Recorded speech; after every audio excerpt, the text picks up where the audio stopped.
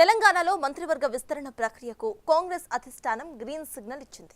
CM Revanth Reddy 3 రోజుల ఢిల్లీ పర్యటనలో మంత్రివర్గ విస్తరణపై అధిష్టానంతో చర్చలు జరిపినట్లుగా తెలుస్తోంది. జూలై తొలి వారంలోనే రేవంత్ తన మంత్రివర్గాన్ని విస్తరించినట్లుగా పార్టీ వర్గాలు చెబుతున్నాయి. ఇప్పటికే 4 నేతలకు లైన్ క్లియర్ అయినట్టు సమాచారం కూడా అందుతోంది. ఇక మరో 2 పదవుల్లో ఒకటి మైనారిటీలకు ఖరారు చేయబోతున్నారు. ఇంకో స్థానాన్ని ఎవరికి కేటాయిస్తారు అనేది ఇంకా తెలియాల్సి ఉంది. అయితే ఈ క్రమంలోనే ఈ వ్యవహారం రాష్ట్ర వ్యాప్తంగా కూడా హాట్ టాపిక్ గా మారింది. తెలంగాణలో మంత్రివర్గ విస్తరణ జరుగుతుందని ఎప్పటినుంచో వార్తలొస్తున్నాయి. తాజాగా కేబినెట్ విస్తరణ చేయాలని కాంగ్రెస్ నిర్ణయించినట్టు తెలుస్తోంది. అందుకే సీఎం రేవంత్ రెడ్డి ఢిల్లీకి వెళ్లినట్టు చెబుతున్నారు. ఎవరికి మంత్రి పదవులు ఇవ్వాలి అనే దానిపై పార్టీ పెద్దలతో సీఎం రేవంత్ రెడ్డి మంత్రులు చర్చలు జరిపినట్టు తెలుస్తోంది. మంత్రివర్గ విస్తరణ, పీసీసీ అధ్యక్షుడి నియామకం, నామినేటెడ్ పోస్టుల భర్తీపై పార్టీ పెద్దలతో రేవంత్ సంప్రదింపులు జరిపారు. సోనియా గాంధీ, మల్లికార్జున ఖర్గే, కేసీ వేణుగోపాల్తో చర్చలు జరిపిన రేవంత్ రాష్ట్ర వ్యవహారాల ఇన్ఛార్జి దీపాదాస్ మున్షీతో పలు అంశాలపై సుదీర్ఘ మంతనాలు జరిపారు.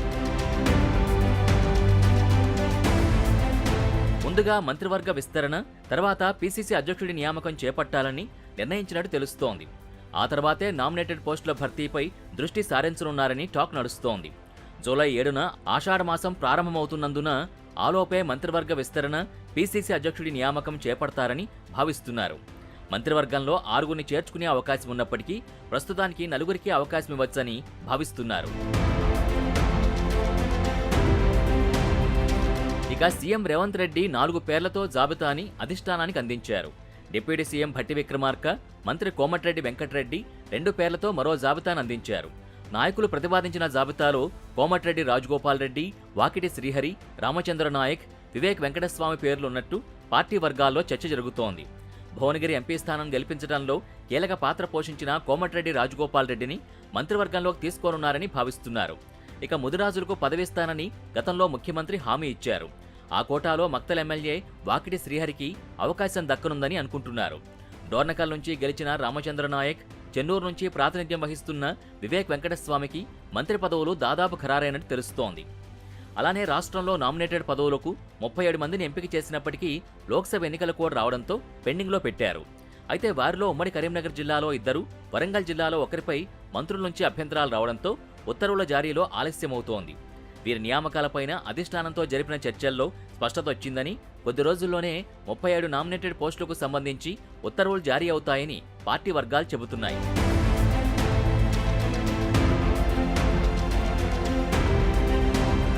ఇక పీసీసీ అధ్యక్ష పదవికి 3 బీసీలు, 1 మాదిగ నేత రేసులో ఉన్నట్టు తెలిసింది. బీసీ విభాగంలో మాజీ ఎంపీ మధు యాష్కీ గౌడ్, రాష్ట్ర మంత్రి పొన్నం ప్రభాకర్, ఎమ్మెల్సీ మహేష్ కుమార్ గౌడ్, మాదిగ వర్గానికి చెందిన సంపత్ పేర్లని అధిష్టానం పరిశీలిస్తున్నట్టు తెలుస్తోంది. ఇక మంత్రివర్గ విస్తరణ, పీసీసీ చీఫ్ నియామకంపై కసరత్తు జరుగుతున్న నేపథ్యంలో పలువురు నేతలు రాజధానికి చేరుకున్నారు. ఇక తెలంగాణ ప్రభుత్వ ప్రత్యేక ప్రతినిధిగా జితేందర్ రెడ్డి నియామకమయ్యారు. కేంద్రం, రాష్ట్రం మధ్య వారధిగా ఉంటానని తెలిపిన ఆయన తెలంగాణ భవన్లో పదవీ బాధ్యతలు స్వీకరించారు. తెలంగాణలో ఫుల్ జోష్లో దూసుకుపోతున్న హస్తం పార్టీ మరి ఈ దఫాలో ఎవరికి అవకాశం ఇస్తుందో అని సర్వత్రా చర్చనీయాంశంగా మారింది.